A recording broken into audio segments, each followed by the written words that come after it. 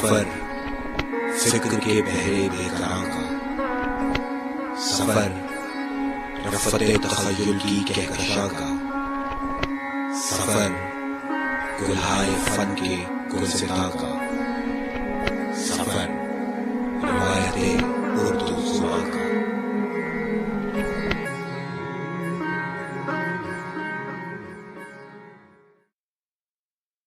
बिस्मिल्लाहिर्रहमानिर्रहीम।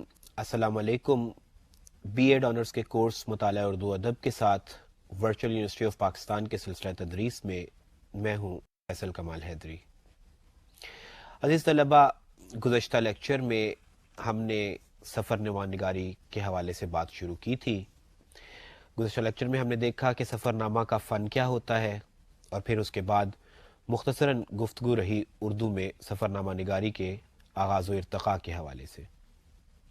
सफ़रनामे पर बात करते हुए हमने इस बात को देखा या इस नुक्ते को नोट किया कि सफ़रनामे और तारीख़ में बुनियादी फ़र्क ये होता है कि सफ़रनामे में बयान करदा सदाक़त ज़रूरी नहीं कि मारूज़ी हद तक हो, यानी बुनियादी सदाक़त का होना तो ज़रूरी है कि कौन किस दौर में था, लेकिन ये ज़रूरी नहीं कि उसके हवाले से बयान किया गया हर जुमला या उसके हवाले से दी गई हर मालूमात बयान ही ऐसे ही हो जैसा कि सफ़रनामा निगार बता रहा है। जबकि मुअर्रख़ के लिए ये बात लाजमी होती है कि न सिर्फ वो सनीन के एतबार से यानी ज़मानी एतबार से तमाम की तमाम तर मालूमात को मुरतब करे, बल्कि मकानी और कैफियाती और किरदारी नफ्सियाती एतबार से भी उसकी फ़राहम करदा मालूमात मुकम्मल और गैर जानिबदाराना हो। दूसरी बात यह है कि सफ़रनामा निगारी का कतन ये मकसद नहीं कि किसी बादशाह की या मुख्तलिफ ममालिक की तारीख़ मुरतब की जाए, बल्कि सफ़रनामा निगार तो महज अपने उस सफ़र की दास्तान को मुरतब कर रहा होता है जो वो किसी ख़ास मकसद के तहत या तफरीह तबाह के तहत या सियाहत के पेश नज़र जिस सफ़र से वो गुज़रता है। सफ़रनामे में जो कोई मालूमात भी दी जाती है उसके लिए ये ज़रूरी नहीं कि वो एग्जैक्ट हो, वो हतमी हो। हाँ, ये ज़रूर है कि सफ़रनामा निगार से भी ये तवक्को रखी जाती है कि वो जानबूझकर मालूमात को खलत मलत ना करे, यानी जानबूझ के मालूमात को इस तरह से पेश करने की कोशिश ना करे कि पढ़ने वाला उससे गलत मानी अखज़ कर ले। मिसाल के तौर पर क़ब्ल मसीह की तारीख़ बयान करते हुए किसी सफ़रनामा निगार को ये नहीं चाहिए कि वो किसी दौर के बादशाह को या किसी ख़ास किरदार को, तारीख़ के किसी ख़ास किरदार को इस तरह पेश करे कि वो दौर हाजिर का किरदार लगने लगे, या किसी दौर हाजिर के किरदार को इस तरह पेश कर दे कि कोई कारी ये समझ बैठे कि गोया वो हज़ारों साल पहले का किरदार था। सफ़रनामा निगार के लिए ये तो ज़रूरी है कि वो इम्कानी सूरत हाल को या अदबी सदाक़त को तो मद्देनज़र रखे, लेकिन सफ़रनामे से कभी मुरतब तारीख़ का तकाज़ा करना या इसकी तवक्को करना ये कोई दुरुस्त बात नहीं होती। हम देखते हैं कि दजला में शफ़ीकुर रहमान ने 4 मज़ामीन पेश किए हमारे लिए। पहला मज़मून नील के उन्वान से है, जिसमें मिस्र की तारीख़ और उसकी सकाफ़त, उसके तहज़ीब व तमद्दुन पर रोशनी डाली गई है। उसके बाद धुंध है, जो दरअसल किसी सफ़र की दास्तान नहीं या किसी हकीकी सफ़र की दास्तान नहीं, बल्कि इसमें एक ख़याली सफ़र को बयान किया गया है। इस सिलसिले में शफ़ीकुर रहमान ने मुख्तलिफ़ किरदार घड़े हैं, जिसमें डॉक्टर का किरदार है, फ़िलासफ़र का किरदार है, इंजीनियर का किरदार है, तहमीदा, मलगूबा या शैतान, मकसूद, घोड़ा और ऐसे दूसरे किरदार हमारे सामने आते हैं। बुनियादी तौर पे ये मज़मून ज़राफ़त के लिए लिखा गया था। इस मज़मून का मकसद किसी सफरी दास्तान को बयान करना नहीं था, लेकिन क्योंकि शफ़ीकुर रहमान ने इस मज़मून को सफ़रनामे में शामिल किया है, लिहाजा इस मज़मून की बुनत कुछ इस तरह से है कि इसमें भी वो एक पहाड़ी कैंप के सफ़र को बयान करते हैं। अब ये सफ़र वाकई हकीकी था या नहीं, इसके हवाले से शफ़ीकुर रहमान ने कोई रोशनी नहीं डाली। हाँ, हम ये ज़रूर कह सकते हैं कि इसमें शामिल किरदार इस बात के गम्माज़ हैं कि ये हकीकी सफ़र नहीं था, लेकिन हम इसे एक ख़याली सफ़र ज़रूर कह सकते हैं। इसके बाद तीसरा मज़मून है डेन्यूब के हवाले से। डेन्यूब एक दरिया है जिसके ज़रिए शफ़ीकुर रहमान ने जर्मनी के तहज़ीब व सकाफ़त और माशरत को कलमबंद किया है। इसके बाद आखिरी मज़मून है दजला का, यानी जिसके ज़रिए दरियाए दजला के हवाले से बात हुई है और इराक़ की तहज़ीब को محفوظ کیا گیا ہے صفحہ کرتاس پر۔ آپ کے نصاب میں اختصار کو مد نظر رکھتے ہوئے ہم نے شفیق الرحمان کے اس سفر نامے کا پہلا مضمون نیل چنا ہے، اور وہ مضمون بھی پورا نہیں کیونکہ قلت وقت کے باعث ظاہر ہے کہ ہم لوگ پورا مضمون یہاں پر نہیں پڑھ سکتے، لہٰذا نیل کا ایک اقتباس آپ کے متن میں شامل کیا گیا ہے جس کا مطالعہ آج ہم کریں گے۔ ہمارا طریقہ کار بالکل وہی ہوگا کہ ہم مختلف ٹکڑوں میں اس مضمون کو پڑھیں گے اور پھر دیکھیں گے کہ شفیق الرحمان نے سفر نامے میں یا ایون اس مختصر سے اقتباس میں کس طرح سفر نامے کے مختلف عناصر کو نبھانے کی کوشش کی ہے۔ تو آئیے سب سے پہلے بڑھتے ہیں نیل کے پہلے حصے کی طرف۔ میں نے میوزیم دیکھنے کی خواہش کی۔ میرے دوست نے فوراً ٹیلی فون کر کے ایک نہایت قابل گائیڈ کا انتظام کیا جسے تاریخ پر مکمل عبور حاصل تھا۔ پروگرام کے مطابق اسے زیادہ سے زیادہ 20 منٹ میں آ جانا چاہیے تھا۔ جب 3 گھنٹے گزر گئے تو میرے اصرار پر دوبارہ ٹیلی فون کیا گیا۔ معلوم ہوا کہ گائیڈ تو کسی یورپین کے ساتھ ابھی باہر نکل گیا ہے، لیکن اس کی بھتیجی یا بھانجی جو تاریخ کی اسکالر ہے اور جسے اسکالرشپ بھی ملتا ہے ہماری طرف آ رہی ہے۔ تھوڑی دیر میں ایک شخص آیا جو خفیہ پولیس کا آدمی معلوم ہوتا تھا، جس نے سر سے پاؤں تک مختلف قسم کے کپڑوں سے جسم کو ڈھانپ رکھا تھا۔ اس نے زنانہ آواز میں الیک سلیک کی اور ہمارے پاس آ کھڑا ہوا۔ غور سے دیکھا تو یہ عورت تھی، یہ آنسا ثانیہ تھی، جس نے اسکرٹ، لبادہ، تہمد، شال وغیرہ سب کچھ لپیٹ رکھا تھا۔ سادہ اینک پر سیاہ شیشے چڑھا رکھے تھے اور چہرے پر اس قسم کی جالی تھی جو دکاندار عموماً مٹھائیوں کو ڈھانپنے کے لیے استعمال کرتے ہیں۔ رسمی تعارف کے بعد ہم میوزیم پہنچے۔ ثانیہ نے بڑے عالمانہ انداز میں بتایا کہ جب تک کسی ملک کے جغرافیائی حالات کا علم نہ ہو، تاریخ کا مطالعہ بے سود ہے۔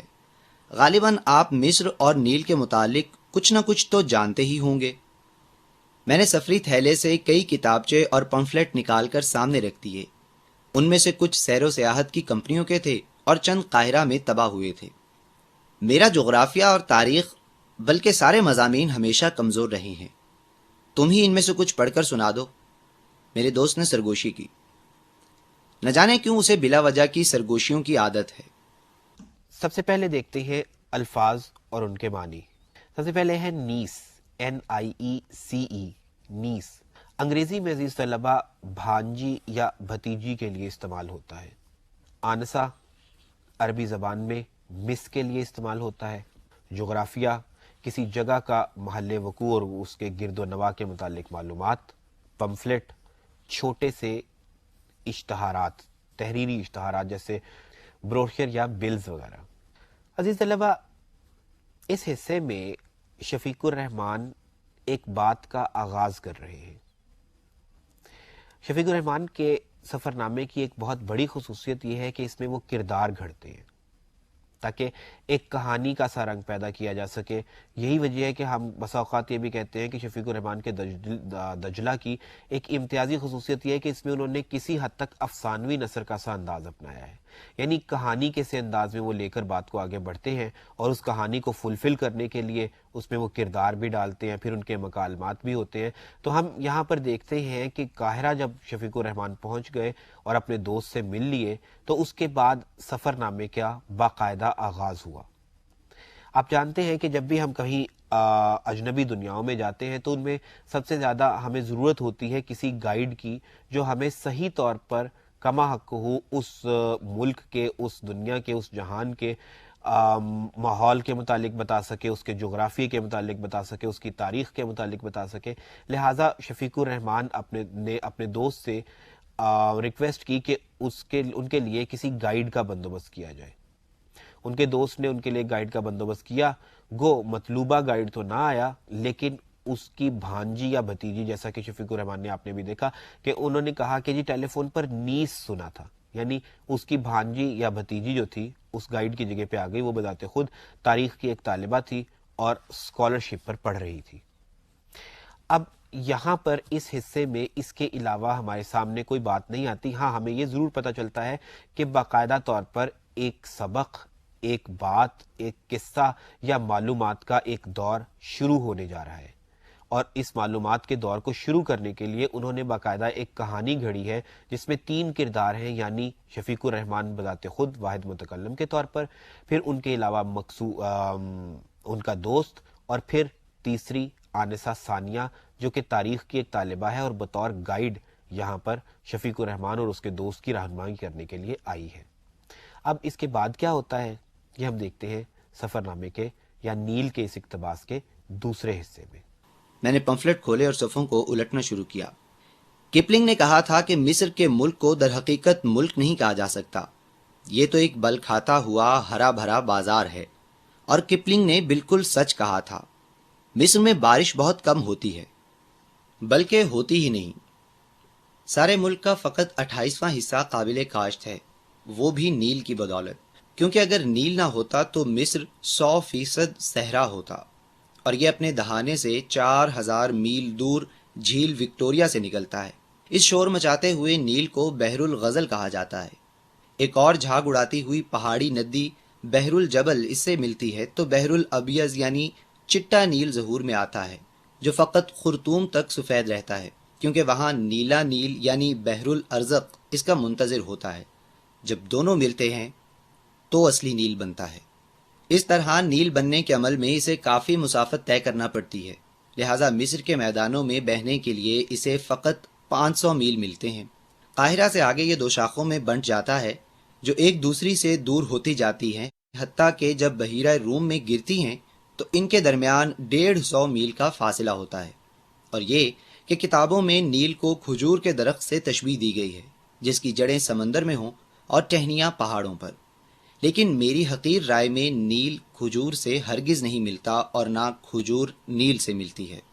اگر زبردستی اس تشبیہ کو صحیح مان لیا جائے تو پھر اس قسم کی کھجور کافی ٹیڑھی ترچی ہوگی، لہٰذا کھجور نہیں کچھ اور چیز ہوگی۔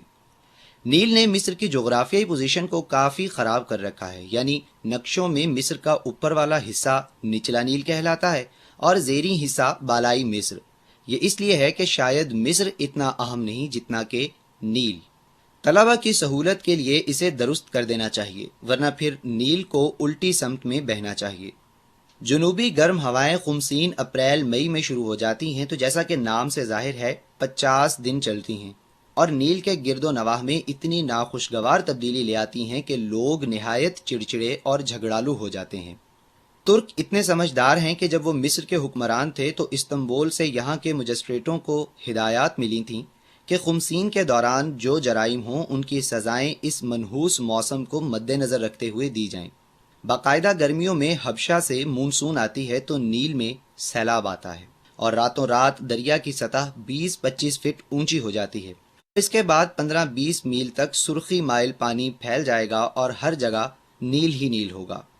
گرم ملکوں میں کسان بارش کے انتظار میں عمودی رخ میں یعنی آسمان کی طرف دیکھتے ہیں کہ بوندیں کب پڑتی ہیں، لیکن مصریوں کی نگاہیں آسمان کی طرف نہیں بلکہ افقی سمت میں ہوتی ہیں کہ طغیانی کب آتی ہے۔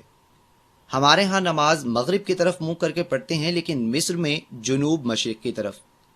مصر کے اسکندریہ کے علاوہ سکندر اعظم نے ہمارے ہاں بھی 2-3 اسکندریہ آباد کیے ہوں گے۔ بہرحال ایک سکندریہ اب تک باقی ہے۔ یہ زمانے کی گردش سے چھوٹا ہوتا چلا گیا اور اب اچ کی شکل میں پنجنند کے قریب دیکھا جا سکتا ہے۔ سب سے پہلے اس کے مشکل الفاظ اور ان کے معنی۔ کپلنگ عزیز طلبہ، ریڈ یارڈ کپلنگ 1865 سے 1936 تک کے دوران کا ایک مغربی شاعر، افسانہ نگار اور ناول نگار ہے۔ خمسین عربی زبان میں 50 کو کہتے ہیں اور اس حصے میں یہی مشکل الفاظ ہیں۔ اس دوسرے حصے میں ہم دیکھتے ہیں کہ شفیق الرحمان بذات خود نیل کے متعلق ابتدائی معلومات فراہم کرتے ہیں۔ آنسہ ثانیہ شفیق الرحمان سے یہ کہتی ہیں کہ کسی بھی ملک کے متعلق جاننے کے لیے سب سے پہلے ضروری ہوتا ہے کہ اس کی تاریخ اور جغرافیے کے حوالے سے کچھ جانا جائے۔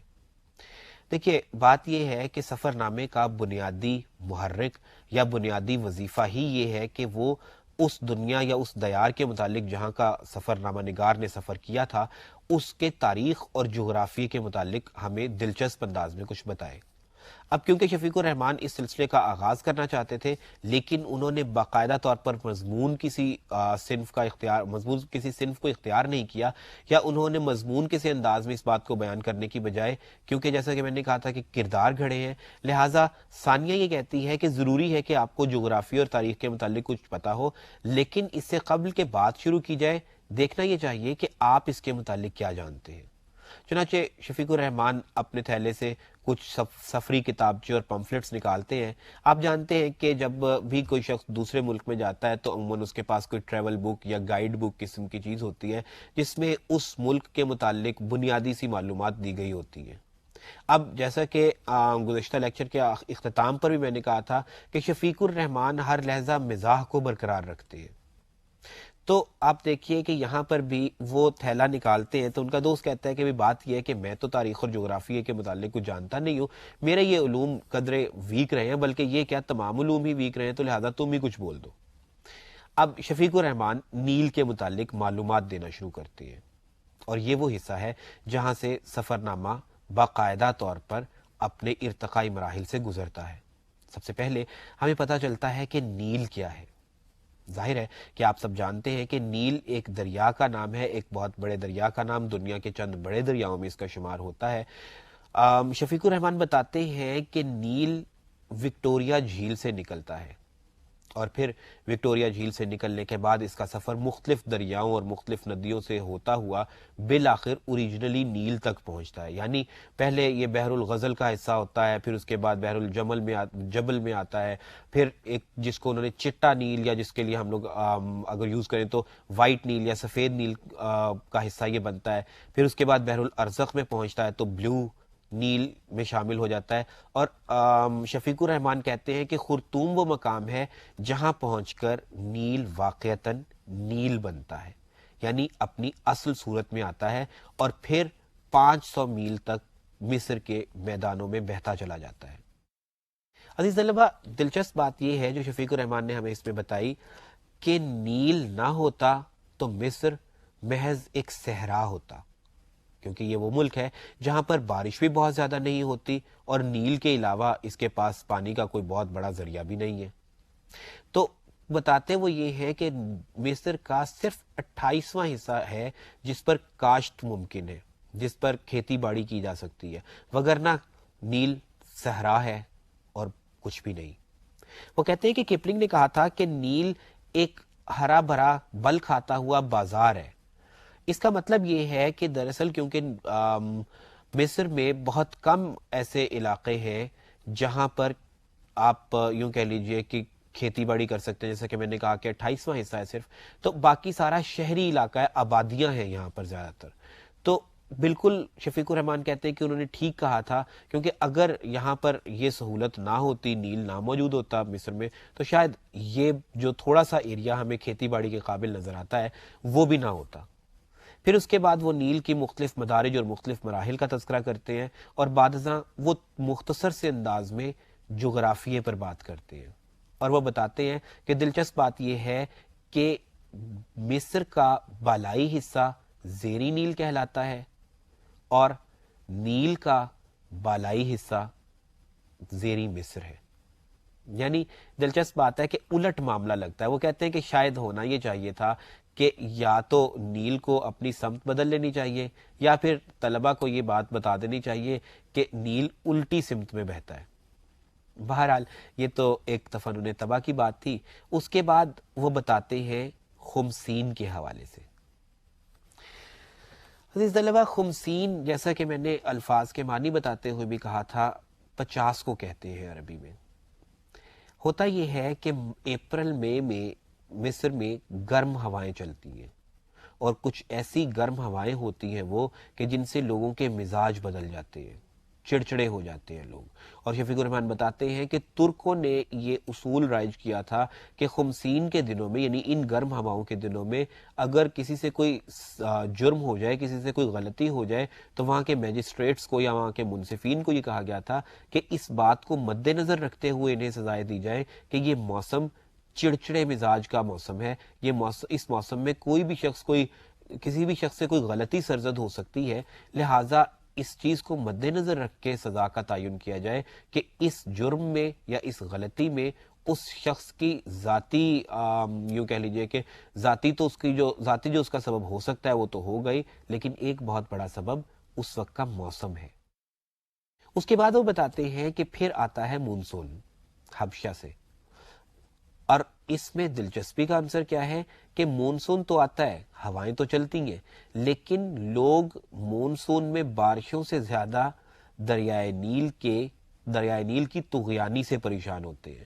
یعنی وہ دوسرے گرم ممالک کے کسانوں کی طرح سے یہ نہیں کرتے کہ وہ آسمانوں کی طرف دیکھیں کہ بارش کب آ رہی ہے، بلکہ وہ نیچے دیکھتے ہیں، زمین کو دیکھتے ہیں، دریا کو دیکھتے ہیں کہ اس میں طغیانی کب آئے گی، اور وہ طغیانی جب آتی ہے تو شفیق الرحمان کہتے ہیں کہ ہر طرف پانی ہی پانی ہوتا ہے، دیکھتے ہی دیکھتے دریا کی جو سطح ہے وہ 20-25 فٹ تک اوپر اٹھ جاتی ہے، اور پھر بقول شفیق الرحمان ہر طرف نیل ہی نیل ہوتا ہے۔ اب ہر طرف نیل ہی نیل ہوتا ہے کو عزیز طلبہ دونوں معنی میں لیا جا سکتا ہے، یعنی ایک وہ نیل جو دریا کی صورت میں بہہ نکلتا ہے، اور ایک وہ نیل جسے عموماً ہم لوگ کپڑے دھونے کے لیے بھی استعمال کرتے ہیں۔ جب وہ یہ کہتے ہیں کہ ہر طرف نیل ہی نیل ہوتا ہے تو اس کا مطلب یہ ہے کہ وہ پانی جو ہے بکھر کر رہ جاتا ہے، جس طرح سے کپڑے دھونے کے بعد پانی ہر طرف بکھر جاتا ہے۔ اچھا، پھر اس کے بعد آخر میں وہ بات کرتے ہیں کہ افراد کیا ہے، یعنی زیادتی کس چیز کی ہے؟ زیادتی ہوتی ہے پانی کی، ہر طرف پانی بکھرتا ہے، ہر طرف، یعنی کہ یوں کہہ لیجئے کہ کھیت کھلیان طغیانی کا شکار ہو جاتے ہیں، اور لوگ جو کچھ کرنا چاہتے ہیں وہ سیلاب سے تنگ آ جاتے ہیں، اور جو لوگ فراغت کے ماحول میں زندہ رہنے کے قائل ہوتے ہیں ان پر بھی یہ پریشانی آ جاتی ہے کہ سیلاب اس دفعہ ان کو تباہ نہ کر دے۔ بہرحال آپ کی اطلاع کے لیے میں یہ ضرور بتانا چاہوں گا کہ ہوا کچھ یوں کہ 1970 میں ایک ڈیم وہاں پر تعمیر کیا گیا تھا اسوان کے نام سے، جس کے بعد سیلابی صورتحال کم از کم کافی حد تک تھم گئی ہے۔ ہاں، اس کے علاوہ اس حصے میں شفیق الرحمان نے بتایا تھا کہ نیل کو کھجور سے تشبیہ دی جاتی ہے، اور بتایا یہ تھا کہ کھجور سے اس طرح تشبیہ دی جاتی ہے کہ جس کی جڑیں سمندر میں اور شاخیں پہاڑوں پر ہیں۔ میں نے آپ کو جیسے شروع میں گزارش کی تھی کہ نیل وکٹوریا جھیل سے نکلتا ہے اور پھر مختلف بل کھاتے ہوئے انداز میں یہ آگے بڑھتا بڑھتا قاہرہ پہنچتا ہے، اور پھر قاہرہ میں ایسا اس کے ساتھ ہوتا ہے عزیز طلبہ کہ یہ دو حصوں میں، دو شاخوں میں بٹ جاتا ہے، اور آخر میں جب یہ شاخیں الگ الگ بحیرہ روم میں گرنے لگتی ہیں تو ان کے درمیان میں، جیسا کہ شفیق الرحمان نے بھی بتایا، کہ 150 میل کا فاصلہ ہو جاتا ہے۔ تو اس طویل فاصلے کو اگر آپ دیکھیں، آپ جانتے ہیں کہ کھجور کی جڑیں جو ہوتی ہیں وہ زمین میں بہت دور دور تک پھیلی ہوئی ہوتی ہیں، تو شاید شفیق الرحمان کہتے ہیں کہ اس وجہ سے اسے کہا گیا ہوگا، لیکن وہ کہتے ہیں کہ بات یہ ہے کہ اگر نیل کو کھجور سے تشبیہ دینا مقصود ہے تو بہرحال ایسی کھجور خاصی ٹیڑھی ہوگی۔ خیر، اس کے بعد جیسا کہ میں نے بتایا کہ وہ موسموں کا تذکرہ کرتے ہیں، اور اس کے بعد وہ کیا کہتے ہیں، آئیے دیکھتے ہیں۔ تم نے حیوانات و جمادات کا ذکر نہیں کیا، میرا دوست بولا۔ وادی نیل میں اونٹ اور گدھے افراد سے ملتے ہیں۔ اونٹ تو خیر اوسط درجے کے ہیں، لیکن گدھے نہایت مضبوط، صحت مند اور مسرور ہیں۔ ایسے تندرست و توانا گدھے کہیں اور دیکھنے میں نہیں آتے۔ قاہرہ میں چوک کا سپاہی چمکیلی لمبی امریکن کاروں کو گزار چکا ہے تو دوسری طرف اشارہ کرتا ہے کہ اب وہ گدھے گزر جائیں جن پر سوٹ اور ہیٹ پہنے ہوئے حضرات بیٹھے ہیں۔ فرعونوں کے مقبرے میں اونٹ کی تصویر نہیں ہے، نہ ان کے لٹریچر میں اس کا ذکر ہے۔ معلوم ہوتا ہے کہ اونٹ یہاں عربوں نے رائج کیا تھا۔ فرعونوں کے زمانے میں یہاں لوگ چھوٹا سا تہمت باندھتے تھے، لیکن اب ایک نہایت ہی لمبی قمیض کا رواج ہے جو دور سے نارمل قمیض اور تہمت کا مرکب معلوم ہوتی ہے۔ چونکہ سارے جسم پر فقط ایک ڈھیلا ڈھالا کپڑا ہوتا ہے، لہٰذا گرمیوں میں بدن کو ایئر کنڈیشن کرنے کے لیے اس سے بہتر لباس نہیں ہو سکتا۔ بس کافی ہے، ثانیہ نے ٹوکا، چلیے اندر چلیں۔ سب سے پہلے ہم دیکھتے ہیں اس اقتباس کے مشکل الفاظ اور معنی کو کہ یہ بہت آسان تھا۔ مرکب یعنی دو چیزوں سے مل کر بننے والی چیز۔ عزیز طلبہ، اس حصے میں شفیق الرحمان ہمیں بتاتے ہیں حیوانات، جمادات اور ادھر کے لباس کے حوالے سے۔ میں نے ابھی کچھ دیر قبل بھی گزارش کی تھی کہ سفرنامہ نگار کا ایک بہت بڑا وظیفہ یہ ہے کہ وہ جس بھی ملک یا جس بھی شہر کے متعلق روشنی ڈال رہا ہو اس کے تہذیب و ثقافت اور اس کے طرز بود و باش پر بھی روشنی ڈالے. تو اب دیکھیے اگین وہی کہانی کا سا انداز، مکالمے کے ذریعے بات سے بات نکالنے کا وہ خاص طریقہ جو شفیق الرحمان کے سفرنامے کا خاصہ ہے. وہ کرتے کیا ہیں کہ شفیق الرحمان کا دوست اس موقع پر ان کو روک کر کہتا ہے کہ تم نے حیوانات اور جمادات کا ذکر نہیں کیا. اب اس کے بعد شفیق الرحمان اپنی بات شروع کرتے ہیں حیوانات کے حوالے سے، اور پھر وہ بتاتے ہیں ان کے لباس کے حوالے سے، مصریوں کے لباس پر روشنی ڈالتے ہیں. اب یہ بات اگر وہ ڈائریکٹلی بھی بتا دیتے، یعنی جیسے پچھلے حصے میں ہم نے دیکھا تھا کہ انہوں نے دریائے نیل کا تفصیلاً تذکرہ کیا، پھر اس کے جغرافیے پر روشنی ڈالی، پھر اس کے بعد موسموں کی بات کی انہوں نے، تو اگر وہ چاہتے تو یہاں پر وہ ڈائریکٹلی بھی آ سکتے تھے. لیکن اگر ہم بات سے بات نکال کر آگے چلے تو قاری کی دلچسپی قائم و دائم رہتی ہے. اس مختصر سے حصے میں وہ بتاتے ہیں گدھوں اور اونٹوں کے متعلق. اور عزیز طلبہ، یہاں پر گدھوں سے مراد اگر ہم لوگ بنظر عمیق دیکھیں، بین السطور دیکھیں، اور خاص طور پہ شفیق الرحمان کے طنزیہ اور مزاحیہ لہجے کو بھی ملحوظ خاطر رکھیں، تو وہ دراصل یہاں پر گدھوں سے مراد عوام یا زیریں طبقہ لے رہے ہیں. وہ بتاتے ہیں، ایک تو بات وہ یہ بتاتے ہیں کہ ہوتا کیا ہے کہ اونٹ مصری تہذیب کا حصہ نہیں. وہ بتاتے ہیں کہ فرعونوں کے مقبروں میں یا دوسرے میوزیمز میں قدیم دور کی تاریخ کی اگر مطالعہ کیا جائے تو فرعونوں کے ہاں اونٹ کا تصور نہیں ملتا، کہ کوئی ایسی تصویر نہیں جس سے ہمیں پتہ چلے کہ وہاں پر اونٹ پائے جاتے تھے.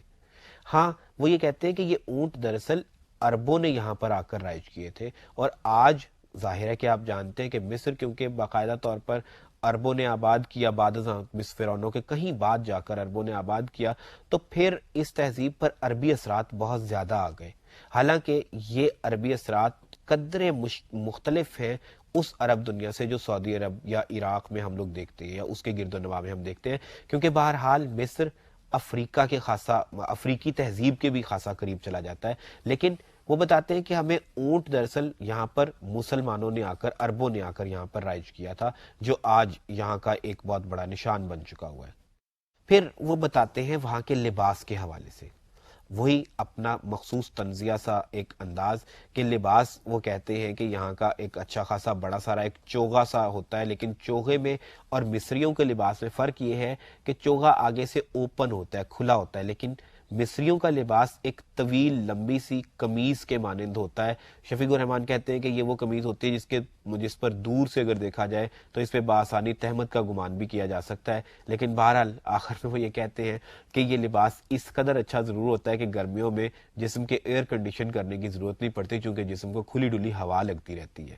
یہ وہ پوائنٹ ہوتا ہے جس پر ثانیہ جو ہے وہ قدرے چڑ جاتی ہے، کیونکہ وہ تو تاریخ پر بات کرنا چاہتی ہے، وہ تو جغرافیہ پر بات کرنا چاہتی ہے، وہ تو گائیڈ ہے. اس کا بنیادی کام تو یہ ہے کہ وہ علمی نوعیت کی بات کرے، وہ ایسی معلومات فراہم کرے جو شاید شفیق الرحمان یا اس کے دوست کو حاصل نہ ہوگی. لیکن دونوں یعنی شفیق الرحمان اور ان کا دوست ہلکے پھلکے سے موڈ میں ہیں اور وہ کسی سنجیدہ بات کی طرف ابھی شاید جانا نہیں چاہتے. لیکن ثانیہ بہرحال ان سے کہتی ہے کہ اتنا کافی ہے، باقی کی بات بعد میں کریں گے اندر چل کے.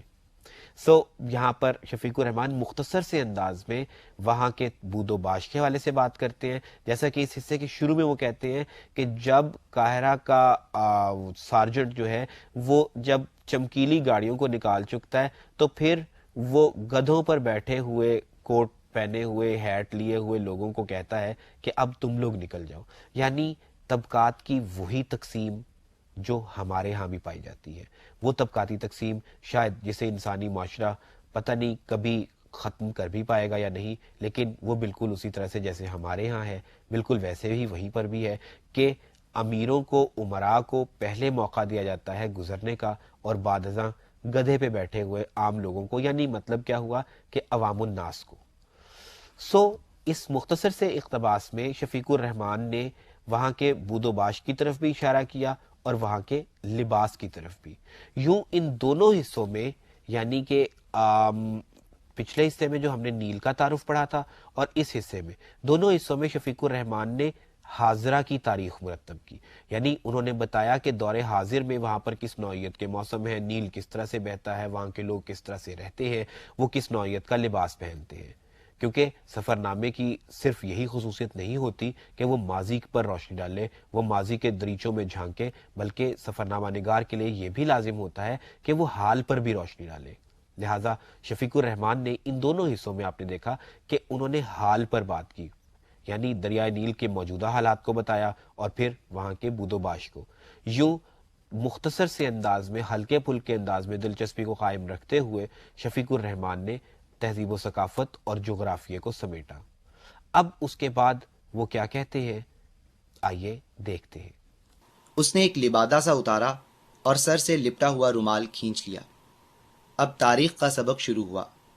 ثانیہ نے ایک کتاب کے صفحے الٹے اور کہنے لگی، اس سے پہلے کہ آثار قدیمہ کا باقاعدہ ذکر ہو، اہرام اور ابو الہول کے متعلق جاننا ضروری ہے۔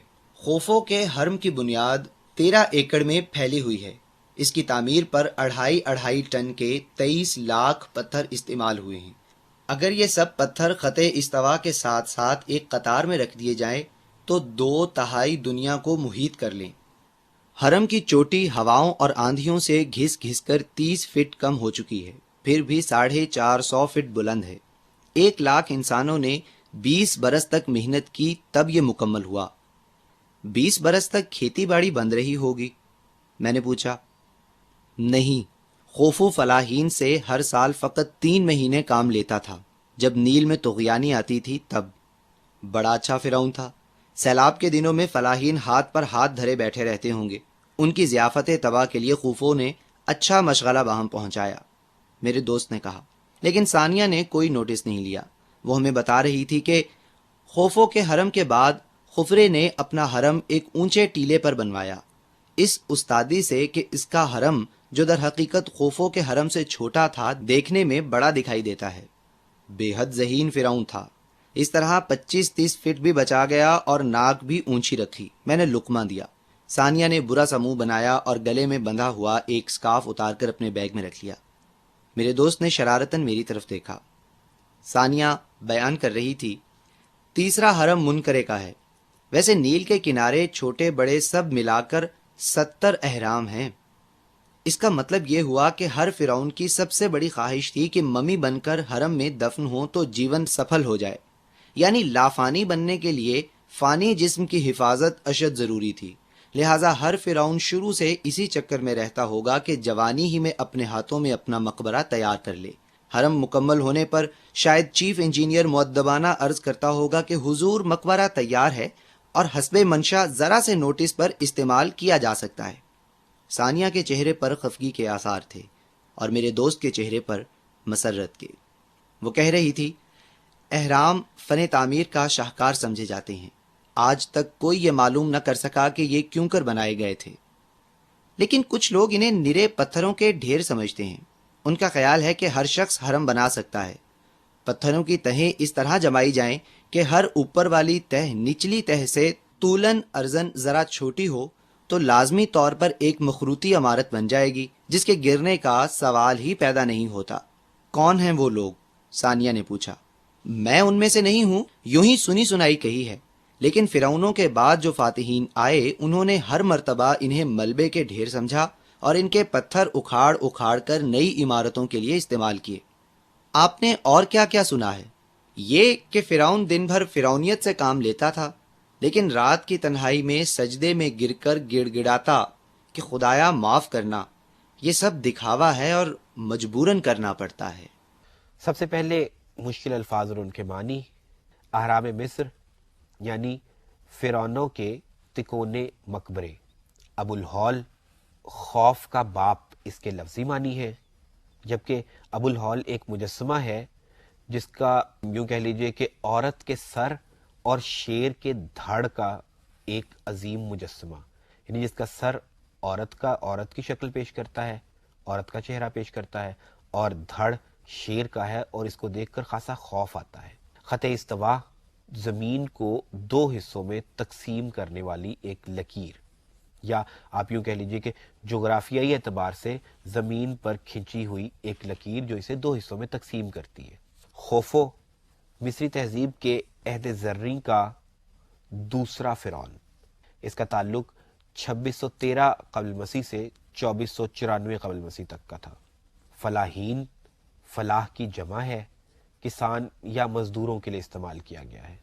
ضیافت طبع، تواضع، خفرے، فرائین کے اسی سلسلے کا 5واں فرما روا، منکرے خفرے کے بعد چھٹا فرعون، ممی انگریزی میں مسالہ لگا کر محفوظ کی گئی لاشوں کو کہتے ہیں یا لاش کو کہتے ہیں، سفل ہندی میں کامیاب ہونے کو کہتے ہیں، حسب منشا یعنی خواہش کے مطابق۔ عزیز طلبہ، آپ کے نصاب میں جو ہم نے حصہ شامل کیا یہ اس کا آخری ٹکڑا تھا۔ ہم نے دیکھا کہ سب سے پہلے شفیق الرحمان نے ہمیں بتایا نیل کے متعلق، پھر اس کے جغرافیے پر مختصر سی روشنی ڈال دینے کے بعد انہوں نے وہاں کے موسموں کے متعلق ہمیں بتایا، پھر بعد ازاں مصر کے لوگوں کے بود و باش پر اور ان کی رہن سہن یا ان کے لباس پر مختصر سی گفتگو ہوئی۔ اس حصے میں جیسا کہ وہ خود بھی کہتے ہیں کہ پھر تاریخ کا سبق شروع ہوا، یعنی سفر نامے کا ایک اہم ترین پہلو یا سفر نامے کا اہم ترین عنصر۔ اب ثانیہ کا اصل کام شروع ہوا۔ ابھی تک شفیق الرحمان کے ذریعے ہم بہت سی معلومات حاصل کر رہے تھے، لیکن اب ہمیں پتہ چلا کہ مصر کی تاریخ کیا ہے، اور یہ بات شروع کی ثانیہ نے بتایا کہ مصر میں بہت سی چیزیں یوں تو اہم ہیں، لیکن سب سے پہلے اور سب سے زیادہ اہم بات ہے احرام مصر اور ابو الہول کا مجسمہ۔ ابو الہول کے مجسمے پر تو بعد ازاں زیادہ روشنی نہیں ڈالی گئی، لیکن جیسا کہ میں نے الفاظ کے معنی بتاتے ہوئے بتایا تھا کہ ابو الہول ایک بہت خوفناک نوعیت کا مجسمہ ہے جو قدیم مصریوں نے بنایا تھا۔ اس کا دھڑ شیر کے مانند ہے اور چہرہ خوفناک عورت کے مانند ہے۔ یہی وجہ ہے کہ اسے ابو الہول کا نام دیا گیا ہے، جس کے معنی ہے خوف کا باپ کے۔ ثانیہ روشنی ڈالتی ہے احرام مصر پر۔ آپ جانتے ہیں کہ احرام مصر کا شمار عجائبات زمانہ میں کیا جاتا ہے۔ دنیا کے جو 7 بڑے عجوبے ہیں ان میں سے ایک عجوبہ احرام مصر ہے، اور ان میں سب سے بڑا حرم ہے خوفو کا۔ عزیز طلبہ، فرعون ایک نہیں تھا بلکہ بہت سے فرعون تھے۔ یہاں ہم بات کر رہے ہیں صرف ایک خوفو کی۔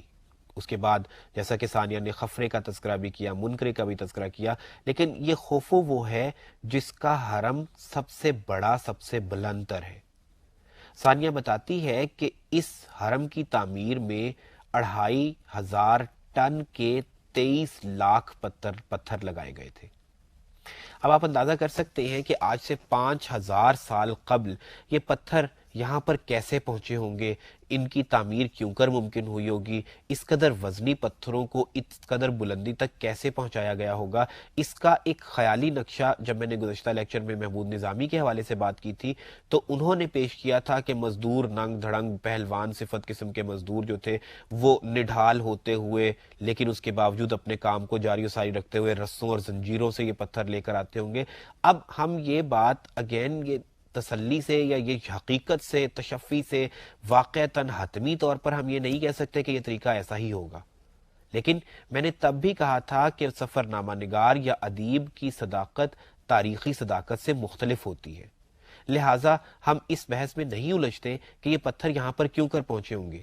بہرحال ثانیہ یہ بتاتی ہے کہ ان پتھروں کی تعداد اور ان پتھروں کا حجم اتنا زیادہ ہے کہ اگر انہیں خط استوا پر قطار میں رکھ دیا جائے تو 2/3 دنیا کور ہو جائے۔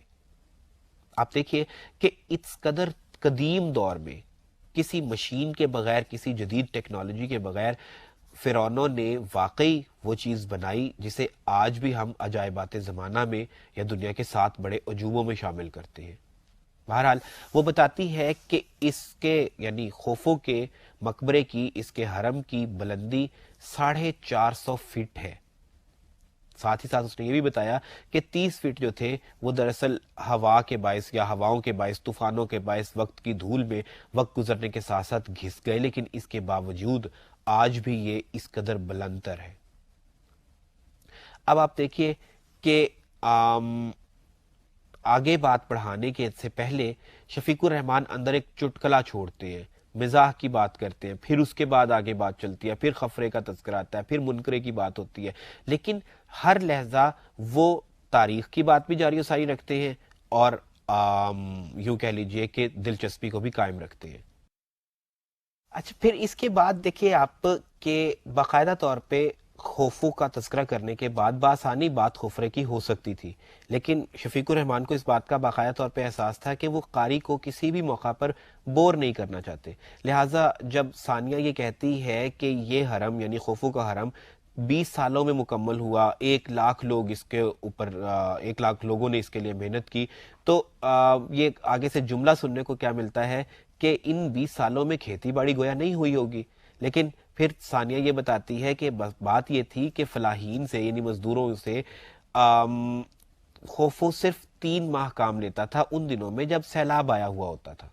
اب یہ معلومات ڈائریکٹلی بھی فراہم کی جا سکتی تھی، لیکن صرف دلچسپی کے عنصر کو قائم و دائم رکھنے کے لیے شفیق الرحمان نے اندر ایک ایسی بات کر دی جس سے قاری کسی بھی موقع پر یعنی یہ محسوس نہ کرے کہ سفرنامہ یا ان کا مضمون یا اس کا بیان ثانیہ کا خشک ہوتا چلا جا رہا ہے، لیکن کیونکہ بنیادی طور پر تاریخ کا درس دیا جانا مقصود تھا، لہٰذا ثانیہ اپنی بات جاری و ساری رکھتی ہے اور وہ بتاتی ہے کہ خوفو کے بعد دوسرا حرم جو ہے وہ خفرے کا ہے۔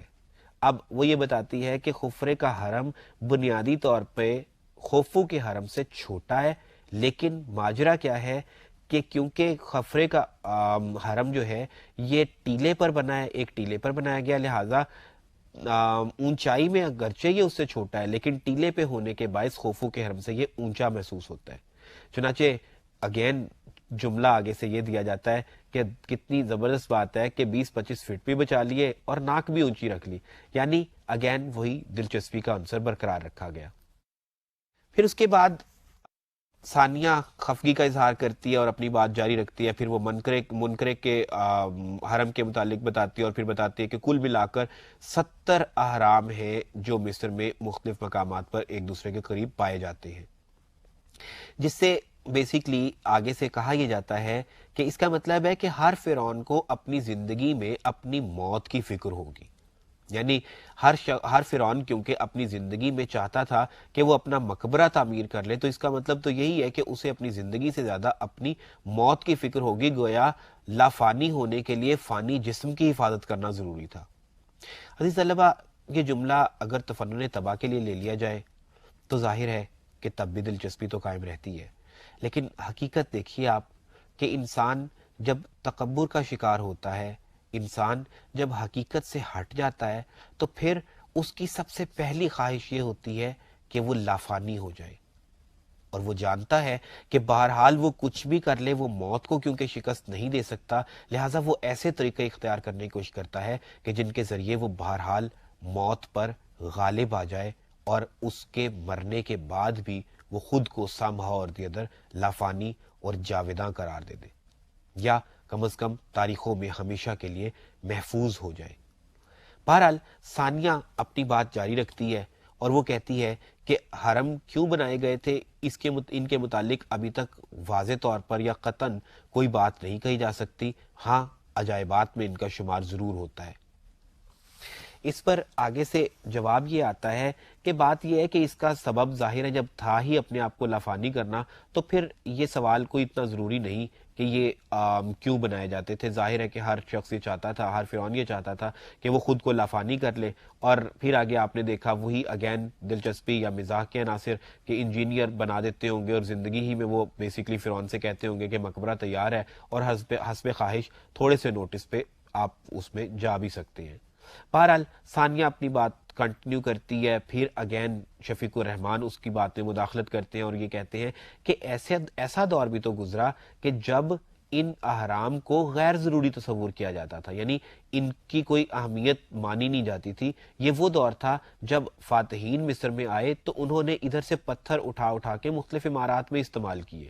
ظاہر ہے کہ مصری خاتون کے لیے، ثانیہ کے لیے جس کے نزدیک احرام مصر کی بہت تاریخی عظمت ہے، اس کے لیے یہ بات گوارا کرنا یا اس بات کو سننا کوئی اتنا آسان کام نہیں تھا، لہٰذا اس نے چڑ کر قدرے کہا کہ اس کے علاوہ آپ نے اور کیا سنا ہے؟ تو شفیق الرحمان کہتے ہیں کہ اس کے علاوہ میں نے یہ سنا ہے کہ فرعون جس کی ہیبت طاری تھی دنیا پہ، جو خدائی کا دعوے دار ہونا چاہتا تھا، اس کی حقیقت یہ تھی کہ وہ راتوں کے وقت چھپ کر رب تعالیٰ سے معافی مانگتا تھا، گڑ گڑا کر روتا تھا کہ اے رب تعالیٰ، میں جانتا ہوں کہ میں غلط ہوں، لیکن دنیا داری ہے، دنیا والوں کے لیے ایسا کرنا پڑتا ہے۔ عزیز طلبہ، یہ بات اگین تاریخی حقیقت ہو یا نہ ہو، لیکن اس اعتبار سے اس کی اہمیت ضرور ہے کہ ہمارے ہاں وہ لوگ جو خود کو ایکسکلوسیو تصور کرتے ہیں، جو خود کو مطلق العنان بادشاہ تصور کرتے ہیں، جو یہ تصور کرتے ہیں کہ شاید ان کی حکومت کبھی ختم نہیں ہوگی، بہرحال کبھی نہ کبھی کسی نہ کسی لمحے ان کے ذہن میں بھی یہ آتا ہے کہ وہ جو کچھ بھی کہتے ہیں، وہ جو کچھ بھی کرتے ہیں، وہ جھوٹ ہے، وہ سب کچھ شیلو ہے، کھوکھلا ہے، اور اس کی اہمیت ریت کے گھر سے کچھ زیادہ نہیں کہ صرف ایک روح کے خارج ہو جانے سے، ایک روح کے نکل جانے سے مٹی کے ڈھیر کے سوا انسانی جسم اور کچھ نہیں رہ جائے گا۔ لہٰذا اندرونی طور پر انسان ضرور محسوس کرتا ہے۔ اس بات کو فرعونوں کے حوالے سے بیان کی گئی معروضی تاریخی صداقت کے طور پر تو نہیں لینا چاہیے، ہاں ان شہنشاہوں کے حوالے سے ضرور لینا چاہیے کہ جو لوگ اپنی حکومت کو اور اپنی زندگی کو اپیرنٹلی لافانی تصور کرواتے ہیں یا اس کا ڈنکا بجواتے ہیں، لیکن حقیقت بہرحال وہ بھی جانتے ہیں۔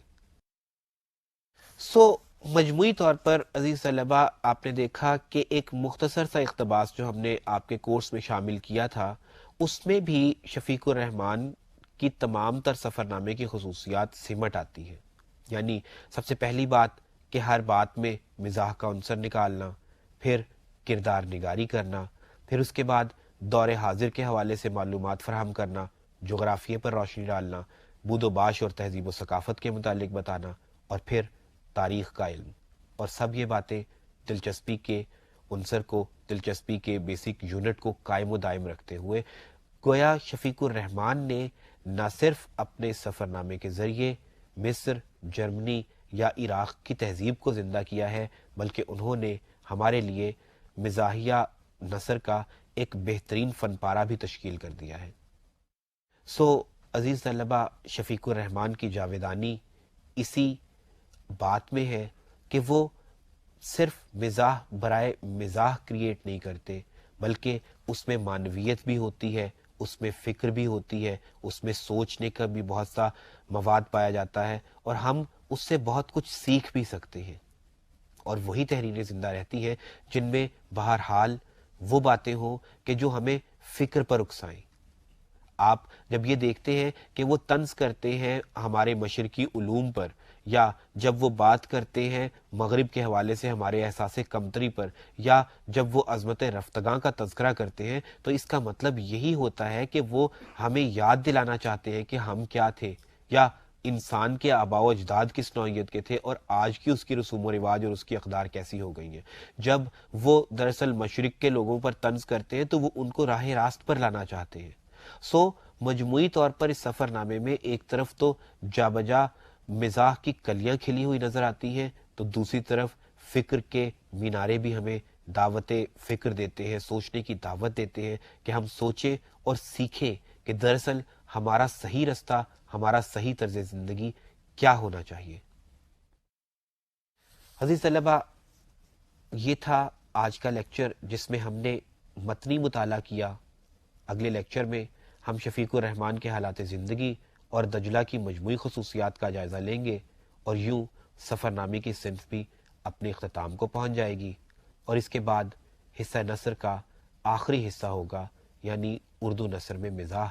اس حوالے سے ہم اردو نثر کے مزاح کا ارتقا بھی دیکھیں گے، اور پھر مشتاق احمد یوسفی کے متن پر بات ہوگی، اور مشتاق احمد یوسفی کی اسلوبیاتی خصوصیات کا جائزہ ہوگا۔ آپ سے ملاقات ہوگی اب اگلے لیکچر میں، تب تک کے لیے اللہ حافظ۔